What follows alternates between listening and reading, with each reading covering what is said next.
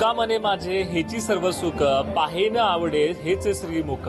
हेच श्रीमुख पाहण्यासाठी आज लाखो वारकरी पंढरपूरमध्ये दाखल झालेले आहेत आणि आता आपण आहोत प्रति पंढरपूर म्हणून ओळखल्या जाणाऱ्या वडगावच्या विठ्ठल मंदिरमध्ये आणि आपण आता पाहतोय खूप मोठ्या संख्येने वारकरी आता सध्या विठ्ठल मंदिरमध्ये दाखल झालेले आहेत. आपण पाहतोय विठ्ठलाचं दर्शन घेण्यासाठी आज हजारो वारकरी पंढरपूरमध्ये पायी वारी करत महिनाभर वारी करून आज विठ्ठलचं दर्शन घेण्यासाठी दाखल झाले आहेत आणि आपण अशाच एका बेळगावच्या वडगाव विठ्ठल मंदिरमध्ये आता आपण आहोत. आपण एकंदरच पाहतोय मोठ्या संख्येने सर्व भक्तगण विठ्ठलाचं दर्शन घेण्यासाठी मोठ्या संख्येने या मंदिरमध्ये दाखल झालेलं आपल्याला पाहायला मिळतं.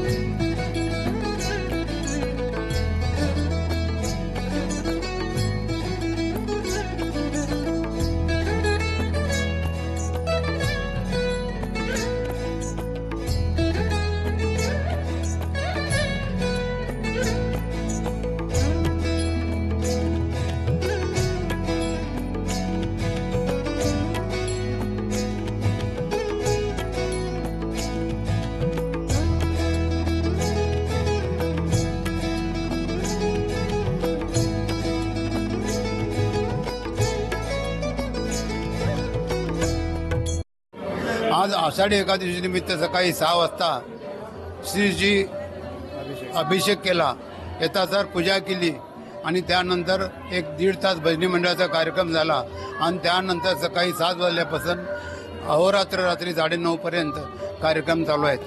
11 वाजता भजनी मंडळाचा कार्यक्रम झाला. त्यानंतर 9:50 ते 10:50 मैत्रीय कला मंच कविताचा कार्यक्रम झाला.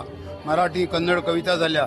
सकाळी 11 ते 11:30 विष्णू सहस्त्रनाम जागृती महिला स्वावलंबन केंद्र मातृमंडळी यांनी विष्णू सहस्त्रनाम केलं. सकाळी 11:30 ते 12 भजन जागृती महिला स्वावलंबन केंद्र यांच्या वतीने भजनाचा कार्यक्रम झाला, महिलांचा कार्यक्रम. दुपारी 12 ते 1:15 विष्णू सहस्त्रनाम कन्नड भजन व कन्नड भजन दंशांकिनी महिला भजनी मंडळ जीवेश्वरी मंदिर बाजार गल्ली यांचं झालं. आता संध्याकाळी 4 ते 6 मराठी भजनाचा कार्यक्रम होणार आहे. शंकर पाटील गुरुजी तो कार्यक्रम आयोजित करणार आहेत. संध्याकाळी 7:30 ते 9:30 वाजेपर्यंत इथं जे रेग्युलर भजन चालतंय ते भजनी मंडळ 9:30 पर्यंत कार्यक्रम होणार.